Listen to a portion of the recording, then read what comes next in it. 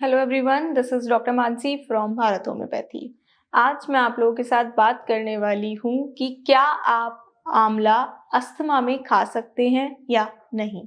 अगर आप अस्थमाटिक पेशेंट हैं तो क्या आप आंवले का इस्तेमाल कर सकते हैं, क्या आप उसको खा सकते हैं। सबसे पहले थोड़ा सा मैं बता देती हूँ कि अस्थमा क्या होता है। अस्थमा एक सांस की बीमारी है, रेस्पिरेटरी डिसऑर्डर है, जिसमें आपके जो लंग्स होते हैं उसमें स्वेलिंग हो जाती है, जो सांस लेने की नलियाँ होती हैं उनमें सूजन आ जाती है या फिर वहाँ पर बलगम इकट्ठा हो जाता है, जिसकी वजह से उनका रास्ता थोड़ा-सा कम चौड़ा हो जाता है, थोड़ा-सा छोटा हो जाता है और सांस लेने और छोड़ने में काफ़ी तकलीफ आने लगती है, जिसकी वजह से सीने में भारीपन रहता है, हमें बार-बार सांस उखड़ती है, खाँसी भी आती है और चेस्ट में पेन भी रहने लगता है।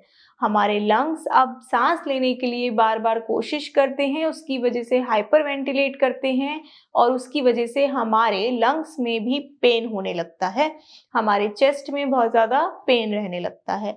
तो ये लक्षण होते हैं अस्थमा के। कोई भी बीमारी होती है, मैं हमेशा ये बात बताती हूँ कि इम्यूनिटी सबसे ज़्यादा ज़रूरी है। अगर आपकी इम्यूनिटी अच्छी है तो आप किसी भी बीमारी से अपने आप को बचा सकते हैं। अगर आपकी इम्यूनिटी, आपका इम्यून सिस्टम बहुत ज़्यादा स्ट्रॉन्ग है तो with the help of medications आप उस बीमारी से बहुत जल्दी बाहर आ सकते हैं।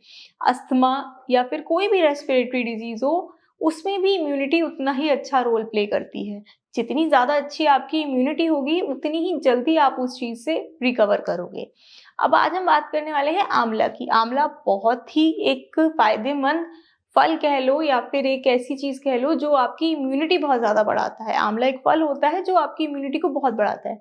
हालाँकि आंवला विटामिन सी रिच होता है।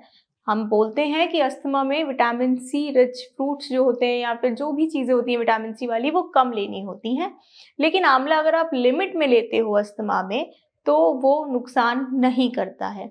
आंवला की तासीर वैसे ठंडी होती है, लेकिन अगर आप किस तरीके से आंवला का इस्तेमाल कर रहे हो और आप कितना इस्तेमाल कर रहे हो आंवला, वो बहुत ज़्यादा डिपेंड करता है कि वो आपको फ़ायदा करेगा या नुकसान करेगा।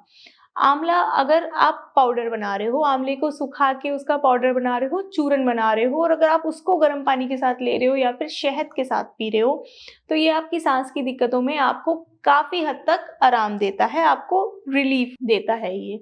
दूसरा, अगर आप आंवला का फ्रेश जूस पी रहे हो लिमिट में, बहुत ज़्यादा नहीं, थोड़ा-सा जूस पी रहे हो, तो वो भी आपको काफ़ी हद तक फ़ायदा करता है। वो भी आपको आपकी जो सांस की दिक्कतें हैं उसमें आराम दिलाएगा, क्योंकि आंवला में विटामिन सी होता है और एंटीऑक्सीडेंट प्रॉपर्टीज़ होती हैं, जो कि आपके लंग्स को फ्री रेडिकल से भी प्रोटेक्ट करते हैं। आंवले का एक मुरब्बा आता है, अगर आप आंवले का मुरब्बा भी खाते हो तो भी आपकी जो सांस की दिक्कतें हैं वो कम होंगी।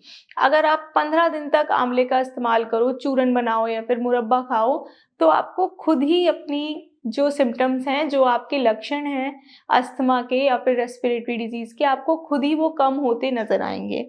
साथ ही आंवला आपकी इम्यूनिटी बहुत ज़्यादा स्ट्रॉन्ग करेगा, तो अगर आप मेडिकेशंस ले रहे हो या आप अस्थमा का जो भी ट्रीटमेंट ले रहे हो, उसमें भी साथ-साथ ये आपकी इम्यूनिटी को बढ़ाएगा और आपको डिज़ीज़ से बहुत जल्दी बाहर ले आएगा। और पर्सनली मैं आपको यही सजेस्ट करूँगी कि आप अस्थमा के लिए होम्योपैथिक ट्रीटमेंट लें, क्योंकि होम्योपैथी किसी भी चीज़ को रूट से क्योर करता है और परमानेंट क्योर करता है। कोई साइड इफ़ेक्ट्स नहीं होते, नेचुरली ये आपकी बॉडी को हील करती है। होम्योपैथी नेचुरली ही हील करती है आपकी बॉडी को।